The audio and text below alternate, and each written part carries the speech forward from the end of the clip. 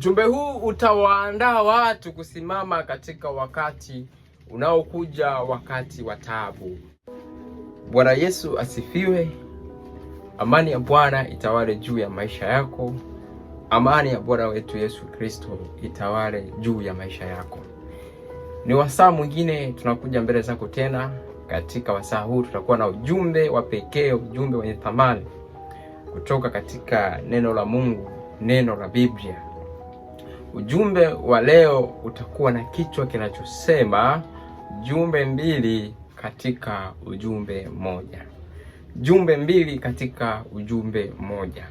Amani ya Bwana itawale juu ya maisha yako, na tunapokwenda kujifunza maneno haya matakatifu, nipenda kukualika tuweze kupiga magoti na kuomba kwa ajili ya kuanza kipindi hiki. Karibu tuombe. Asante Mungu Baba kwa wema wako, tunakuja mbele zako katika masaa haya.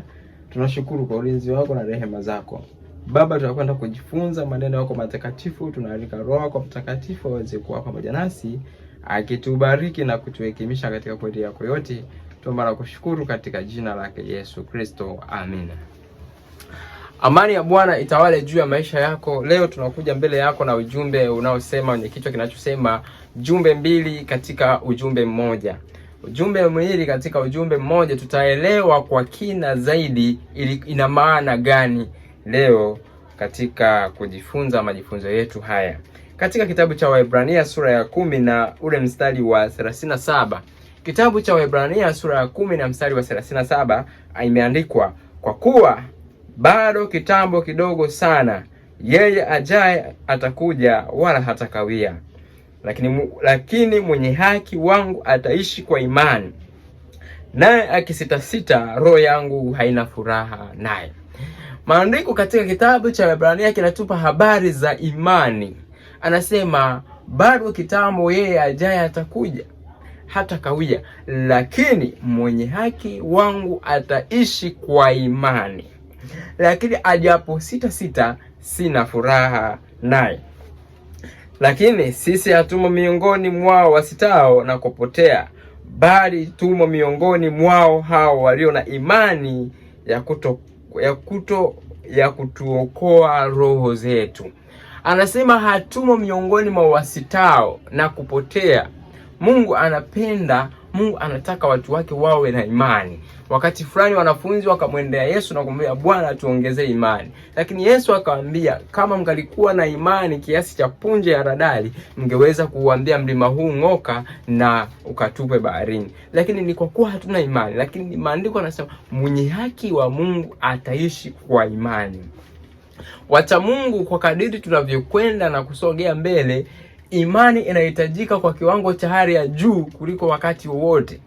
Sasa somo letu linasema jumbe mbili katika ujumbe mmoja. Ujumbe mbili katika ujumbe mmoja. Twende tuangalie hii ina maana gani katika kitabu kile cha Ufunuo sura ile ya 14 na mstari wa 12. Katika kitabu cha Ufunuo sura ya 14 tunakutana na habari za ujumbe wa malaika watatu. Huu ujumbe wa malaika watatu umefungamanishwa. Ujumbe wa malaika watatu ni ujumbe ambao unakunjua bendera yake ukiwa unabeba jumbe mbili tu.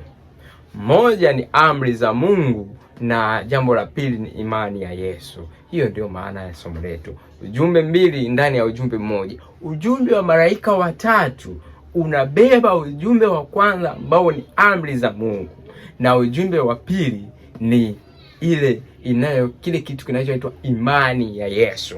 Katika fungu lile la 12 anasema, hapa ndipo penye subira ya watakatifu, hao wazishikao amri za Mungu na imani ya Yesu.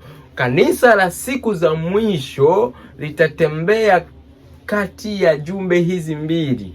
Moja ni amri za Mungu, ukweli juu ya amri na sheria zote za Mungu, lakini wakiwa na matumaini, wakiwa na Kristo, ndipo uwezo wa kulizishika hizi amri utapatikana. Mwanadamu kama mwanadamu alivyo hawezi kuzitia amri za Mungu kwa uwezo wake. Ila mwanadamu anapompokea Kristo na kumfanya sehemu ya maisha yake, ndipo Kristo anamwezesha kutii na kuzishika hizi amri. Kwa hiyo hizi jumbe mbili, kweli na rehema, zinapokutana ndipo tunapata kitu kinaitwa utakatifu. Kwa hiyo jumbe mbili katika ujumbe mmoja ni kwamba ujumbe wa kwanza ambao ni amri, ujumbe wa sheria, unatuongoza kutuleta kwa Kristo, na kutoka kwa Kristo tunatakaswa maisha yetu kwa sababu ya utii wa amri za Mungu, kwa sababu ya utii wa amri za Mungu.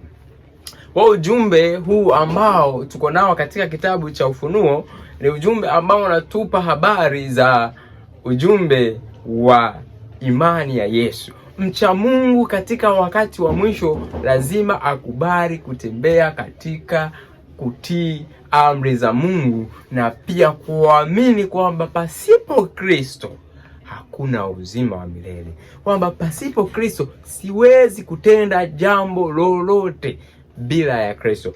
Kristo ndiye ameshikilia maisha yetu. Katika kitabu hiki cha matukio, kitabu cha matukio ya siku za mwisho, Ufunuo Publish, dada White anasema katika ukurasa wa 171, Ellen White anasema kwenye ukurasa 171, kichwa kidogo kinasema kiini cha ujumbe wa Mungu wa mwisho. Tunajua ujumbe wa Mungu wa mwisho ni ujumbe wa malaika watatu. Kwa hiyo Ellen White anasema kiini cha ujumbe huu wa mwisho, anasema watu wengi wameniandikia wakiniuliza kama ujumbe wa kuhesabiwa haki kwa imani ni ujumbe wa malaika yule watatu, na nimejibu ni ujumbe wa malaika yule watatu hasa. Watu wengi walimwandikia barua, je, huu ujumbe wa kuhesabiwa haki kwa imani, yani kwamba tunaweza kuhesabiwa haki kwa imani, imani gani? Ya kumwamini Kristo kwamba alitufia msalabani, ni ujumbe wa malaika watatu? Yes, anasema ndiyo, ni ujumbe wa malaika watatu. Anasema nimejibu ni ujumbe wa malaika yule watatu hasa, katika kitabu kile cha, inatoka katika kitabu cha Selected Message 372, ni nukuu ya mwaka 1890. Anasema ujumbe wa malaika watatu, ujumbe wa kuhesabiwa haki kwa imani ni ujumbe wa malaika watatu hasa, kama vile ambavyo ilivyo ujumbe wa sheria. Maana ujumbe wa malaika watatu anasema mtu yoyote akimwabudu huyo mnyama na sanamu yake na kuipokea chapa katika kipaji atakunywa katika mvinyo wa ghadhabu. Lakini ujumbe wa malaika watatu ni kapu kubwa ambalo linabeba mafundisho mengine, ukweli wa leo ndani ya kapu hilo.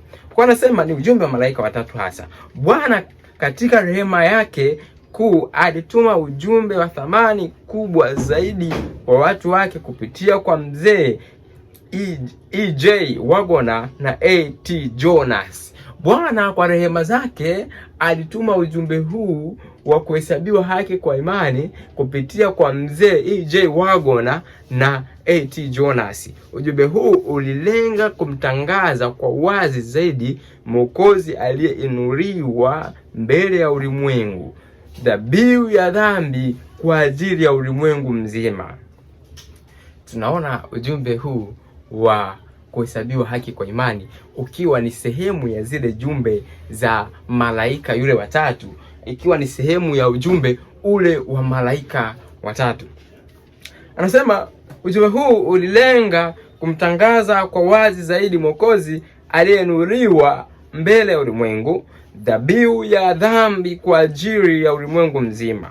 Uliwakilisha ujumbe wa kuhesabiwa haki kwa njia ya imani kupitia kwa mdhamini.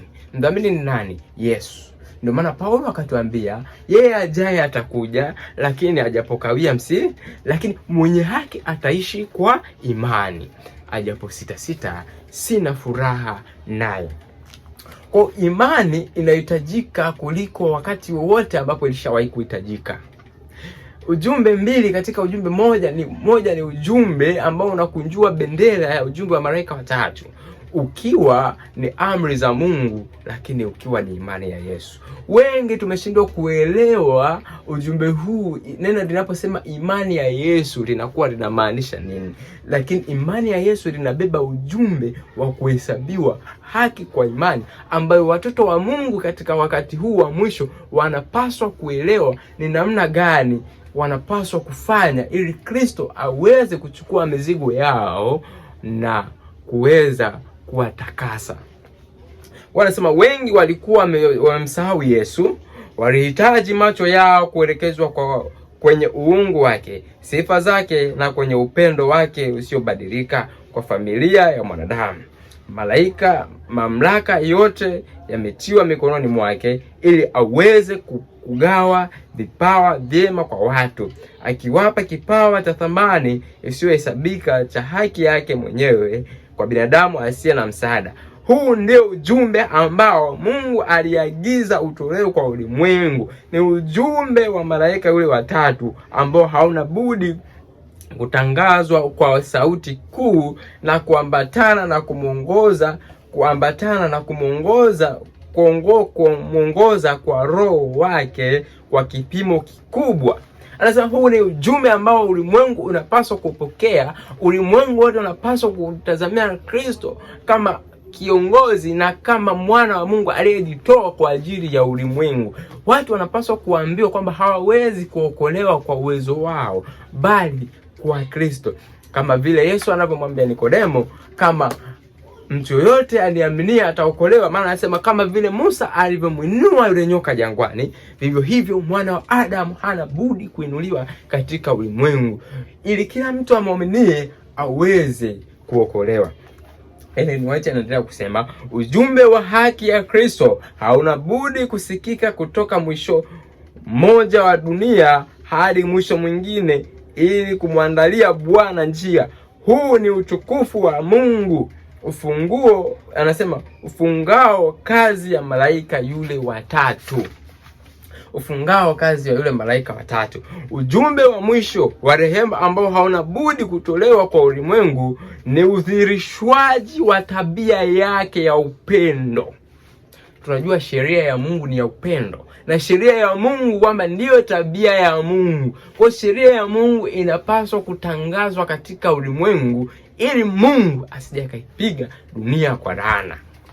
Anaeleza katika kile kitabu cha Malaki sura ya 4, watoto wa Mungu hawana budi kudhihirisha utukufu wake katika maisha yao wenyewe na tabia zao. Hawana budi kudhihirisha kile ambacho neema ya Mungu imewafanyia. Inapatikana katika kitabu kile cha Vielelezo vya Mafundisho ya Kristo, ukurasa wa 415, 416, ni nukuu ya 1900. Ujumbe utakwenda kwa uwezo mkuu. Kwa kadiri ujumbe huu watatu unavyozidi kutanuka na kuwa mwito mkuu, na kwa kadiri uwezo na utukufu mkuu vinavyoambatana na kufungwa kwa kazi, watu waaminifu wa Mungu watashikilia katika utukufu huo. Ni mvua ya masika ndio itakayowaamsha na kuwaimarisha ili wapitie katika wakati wa taabu. Kwa hiyo tunapokwenda katika kipindi cha wakati wa taabu, tunamhitaji Yesu kuliko wakati wowote ambapo tulishawahi kumhitaji. Aidha tunamhitaji Yesu vile ambavyo hatujawahi kufikiria. Kwa anasema ujumbe huu wa kumhitaji Yesu, ujumbe huu wa imani ambao unaitwa imani ya Yesu katika Ufunuo 12, Ufunuo 14:12, kwamba ni imani ya Yesu. Tunahitaji imani ya Yesu kuliko vile tulivyowahi kuhitaji wakati tunapokwenda katika kufungwa kwa historia ya ulimwengu. Watu wanapaswa kuelekezwa kwa Kristo kwamba ndiye tumaini la ulimwengu, ndiye mwokozi wa ulimwengu, na ndiye ambaye watu wote wakimtazamia watapata uzima wa milele. Katika kitabu hiki kinaitwa Ujumbe wa Malaika Watatu, kitabu cha Ufunuo, kimechapwa na Ufunuo, ni Ellen White anaendelea kusema. Maneno ya nabii anaendelea kusema. Maneno ya nabii Ellen White anaendelea kusema. Ellen White katika kitabu cha Ujumbe wa Malaika Watatu kurasa wa 80. Anasema Imani ya Yesu imepuuzwa na kutendwa kwa namna ya kutothaminiwa na kutojaliwa. Haichukui nafasi muhimu ambayo ilifunuliwa kwa Yohana. Imani katika Kristo kama tumaini pekee la mwenye dhambi imeachwa kwa sehemu kubwa, si tu kwenye hotuba zinazotolewa, lakini hata katika uzoefu wa kidini wa wengi sana wanaodai kuamini ujumbe wa malaika yule watatu. Kwa hiyo ule wakati wa mkutano wa Minneapolis, watu waliusukumia mbali ujumbe huo wa kuhesabiwa haki kwa imani. Watu wakatembea na sheria, wakasahau kwamba pasipo Yesu hawezi kuzitii hizi sheria. Wanasema ujumbe huu umepuuzwa, ujumbe wa kuhesabiwa haki kwa imani. Wakristo hatuhesabiwi haki kwa matendo ya sheria, bali tunahesabiwa haki kwa imani. Kwa imani. Ujumbe wa malaika yule watatu ni tangazo la amri za Mungu na imani ya Yesu. Wengi tunatangaza amri za Mungu na kumsahau Yesu. Ujumbe wenye pande mbili. Amri za Mungu zimetangazwa, lakini imani ya Yesu Kristo haijatangazwa na Waadventista wa Sabato kuwa yenye umuhimu ulio sawa. Amri zinatangazwa, lakini ujumbe huu haujatangazwa na Waadventista wa Sabato. Sheria na Injili vinatenda pamoja. Sheria na Injili vinatenda pamoja. Ile niwacha naendelea kusema. Siwezi kupata lugha ya kueleza somo hili kwa ukamilifu wake. Imani ya Yesu inazungumzwa lakini haieleweki. Kwa wengi tumekuwa tukizungumza imani ya Yesu, lakini hatujawahi kuelewa hii imani ya Yesu ni kitu gani. Wale wazishikao amri za Mungu na imani ya Yesu. Sisi ni wale wazishikao amri za Mungu na imani. Hiyo imani ya Yesu ni ipi? Anasema inazungumzwa lakini haieleweki. Je, imani ya Yesu ambayo ni ujumbe wa malaika wale watatu ni nini? Yesu akiwa mbeba dhambi wetu ili apate kuwa mwokozi wetu, atusamehe dhambi, alitendewa jinsi tunavyostahili kutendewa. Alikuja katika ulimwengu wetu na kuchukua dhambi zetu ili tuweze kuchukua haki yake. Imani katika uweza wa Kristo wa kutuokoa kwa kiwango cha kutosha, kikamilifu na kwa utosherevu ni imani ya Yesu. Nitarudia. Imani katika uwezo wa Kristo wa kutuokoa kwa kiwango cha kutosha, kikamilifu na kwa utosherevu ni imani ya Kristo, ya Yesu. Ni imani ya Yesu. Bwana katika rehema zake kuu alituma ujumbe wa thamani sana kwa watu wake kupitia kwa wazee Wagona na Jonas. Ujumbe huu ulikuwa wa kuleta kwa wazi zaidi mbele ya ulimwengu Mwokozi aliyeinuliwa dhabihu kwa ajili ya dhambi za ulimwengu mzima. Uliwasilisha kuhesabiwa haki kwa njia ya imani katika mdhamini. Uliwaalika watu kupokea haki ya Kristo ambao inadhalilishwa katika kutii amri zote za Mungu. Wengi walikuwa wamepoteza uwezo wa kumwona Yesu. Walihitaji kuelekeza macho yao kwa nafsi yake ya kiungu, sifa zake na upendo wake usiobadilika. Kwa familia ya kibinadamu, mamlaka yote yametolewa mikononi mwake ili waweze kuangazia wanadamu zawadi kubwa, akiwapa kipawa kisichokadilika cha haki yake mwenyewe, wakala wa kibinadamu asiyejiweza. Huu ndio ujumbe ambao Mungu aliamuru utolewe kwa ulimwengu. Ni ujumbe wa malaika wale watatu ambao unapaswa kutangazwa kwa sauti kuu na kuambatana na kumwagwa kwa Roho wake kwa kiasi kikubwa. Wengi wameniandikia wakiniuliza kama ujumbe wa kuhesabiwa haki kwa imani ni ujumbe wa malaika yule watatu, na nikajibu ni ujumbe wa malaika yule watatu kwa hakika. Ellen White anasema ni ujumbe wa malaika yule watatu kwa hakika. Tuangalie katika kitabu hiki ni nakala za Jonas na Wagner katika kitabu chao kinachoitwa Kuishi kwa Imani. Kuishi kwa Imani. Kuna nukuu katika sura ya kwanza inaitwa nguvu inayotulinda. Nguvu inayotulinda. Nguvu inayoweza kutuokoa pia inaweza kukulinda. Nguvu inayoweza kukuokoa pia inaweza kukulinda. Kama kitu kinaweza kukuokoa, basi kinaweza kukulinda. Kwa Yesu, kwa sababu anaweza kutuokoa, pia ndiye mlinzi wetu, anatulinda. Anasema unapoamini unalindwa na nguvu za Mungu kwa njia ya imani hata mpate wokovu. Kitabu cha kwanza cha Petro sura ya 1:5. Anasema unapoamini unalindwa na nguvu za Mungu kwa njia ya imani hata mpate wokovu. Ikiwa imani yako haidai nguvu ya Mungu katika taabu na kila siku za dhambi, sio imani iokoayo. Yaani ikiwa kuna imani unayo, alafu imani hiyo haimhitaji Kristo, hiyo si imani. Hiyo si imani. Unapoanguka dhambini ni kwa sababu kwa wakati huo imani yako imemwacha Bwana na unakuwa humwamini yeye. Unapoanguka dhambini ni kwa sababu imani yako imemwacha Bwana na unakuwa humwamini yeye. Unaona jinsi ujumbe huu unavyotusogeza karibu na Kristo. Ujumbe huu wa kuhesabiwa haki kwa imani unatuleta karibu na Kristo, kwamba tunapokubali kujinyenyekeza, tunapofanya muunganiko na Kristo, hatuwezi kutenda dhambi. Kwa sababu mtu yeyote anayefanya muungano na Kristo hatendi dhambi. Kwa hiyo wale wanaofukia ujumbe huu ni kwamba wanataka tuendelee kuishi katika dhambi.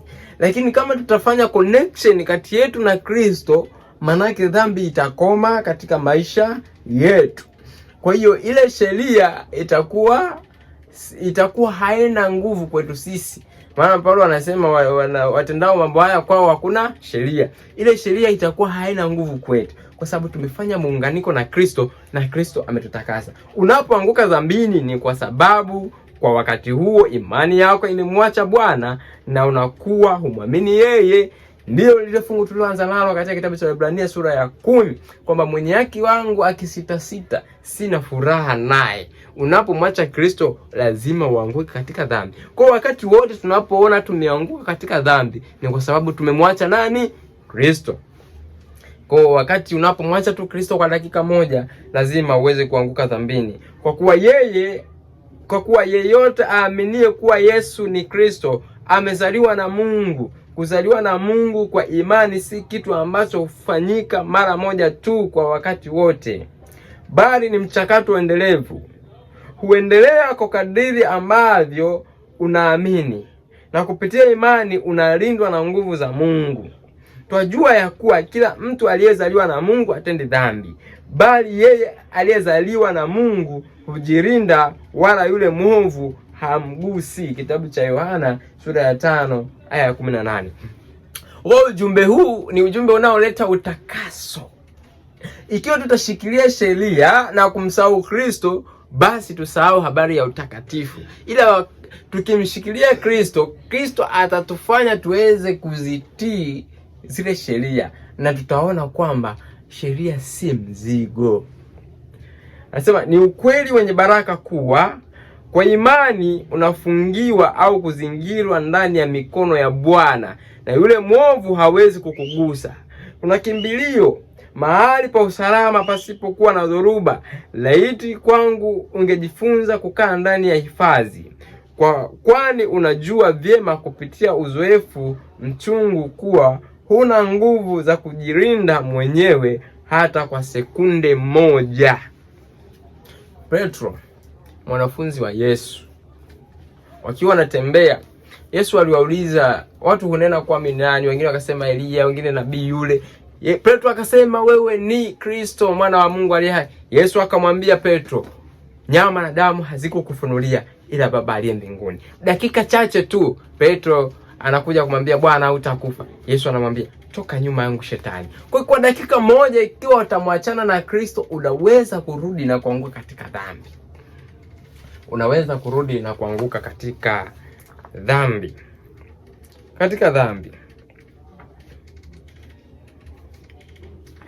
Kwa dakika moja ikiwa utamwacha Kristo, unaweza kuanguka katika dhambi. Kutoka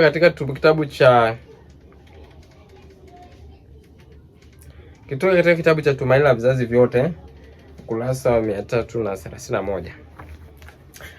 Kristo alipokufa msalabani alianza kazi ya kuponda Shetani kichwa, na anasema Shetani anafurahia pale ambapo anasikia wale wanaodai kumfuata Kristo wanafanya udhuru wa udhaifu wao wa kitabia. Yaani mtu anakuwa ni mchoyo alafu anatoa udhuru, hii tabia, Shetani anafurahia. Ni katika udhuru wa namna hii ambayo unapelekea katika dhambi. Hakuna udhuru katika kutenda dhambi. Shauku takatifu, maisha kama ya Kristo yanawezekana kwa kila mtoto wa Mungu anayetubu na kuamini. Kuamini nini? Ujumbe ambao tumejifunza katika kitabu cha Ufunuo sura ya 14 mstari wa 12. Ujumbe wa kuhesabiwa haki kwa imani. Unapomwamini Kristo, anakupa haki yake. Wewe automatically unakuwa miongoni mwa wale ambao wanahesabiwa haki kupitia Kristo. Hakuna udhuru katika kutenda dhambi. Shauku takatifu, maisha kama ya Kristo yanawezekana kwa kila mtoto wa Mungu anayetubu na kuamini.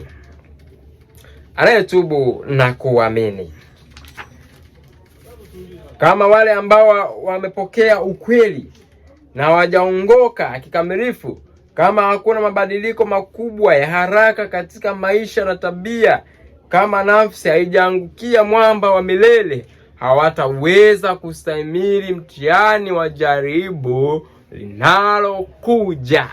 Kwa ujumbe huu ulikuwa utuandae kwa ajili ya mchakato mkubwa wa jaribu kubwa lililoko mbele yetu, jaribu la sheria ya Jumapili. Wakati jaribu la sheria ya Jumapili linapokuja, watu wote ambao wamejiungamanisha na Kristo, jaribu hilo halitaweza kuwapata. Inatoka katika kitabu cha Evangelism ukurasa wa 322. Anasema kama wale ambao wamepokea ukweli na hawajaongoka kikamilifu, kama hakuna mabadiliko makubwa ya haraka katika maisha na tabia, kama nafsi haijaangukia mwamba wa milele, hawataweza kustahimili mtihani wa jaribu linalokuja. Hawataweza. Muda unasonga sana kujilisha maziwa kwa siku. Kama roho zina mwezi mmoja au miwili katika ukweli, ambazo ziko karibu kuingia wakati wa taabu, mfano wake haujawahi kuwako, haziwezi kusikia ukweli wowote ulionyooka au kustahimili chakula kigumu cha njia ambayo imenyooka. Watasimamaje katika siku ya vita? Ukweli ambao umekuwa tukijifunza kwa miaka mingi, lazima tujifunze katika miezi michache, na wale ambao kwa sasa wanakubali ujumbe wa malaika wale watatu wataweza kubadilishwa na ujumbe huo wa kuhesabiwa haki kwa imani. Maana ndiyo ujumbe wetu. Ujumbe wa kuhesabiwa haki kwa imani ni ujumbe wetu ambao unaunganishwa, ambao ni ujumbe wa yule malaika watatu. Ni ujumbe wa malaika watatu, ujumbe mmoja wenye jumbe mbili ndani yake. Wengi wanatembea na jumbe moja. Makanisa mengi ya Kisabato wameshika jumbe moja. Ujumbe wametembea na sheria wakasahau Yesu. Makanisa mengi ya kirokole yakabeba Yesu yakasahau sheria. Lakini Mungu anataka kanisa lake la wakati wa mwisho litakapoinuliwa juu ya milima yote, ni kanisa ambalo litakuwa lina bendera inayobeba amri za Mungu na imani ya Yesu. Huu utawaandaa watu kusimama katika wakati unaokuja, wakati wa taabu. Bwana akubariki wewe uliyesikia maneno haya, yakaweze kuwa ni neema na baraka katika maisha yako. Tunapokwenda kuhitimisha kipindi hiki, ni kualike tupige magoti tuombe kwa kufunga kipindi hiki. Asante Mungu, tunakushukuru kwa upendo na rehema zako ambazo zimekuwa pamoja nasi katika maisha yetu. Baba, tunakuja mbele zako sasa, maneno ambayo umetukumbusha na kutufundisha yakaweze kukaa katika mioyo yetu. Tusaidie yakaweze kuwa ni msingi na chakula cha uzima. Tubariki katika wasaa huu, tunaomba na kushukuru katika jina la Yesu Kristo, amen.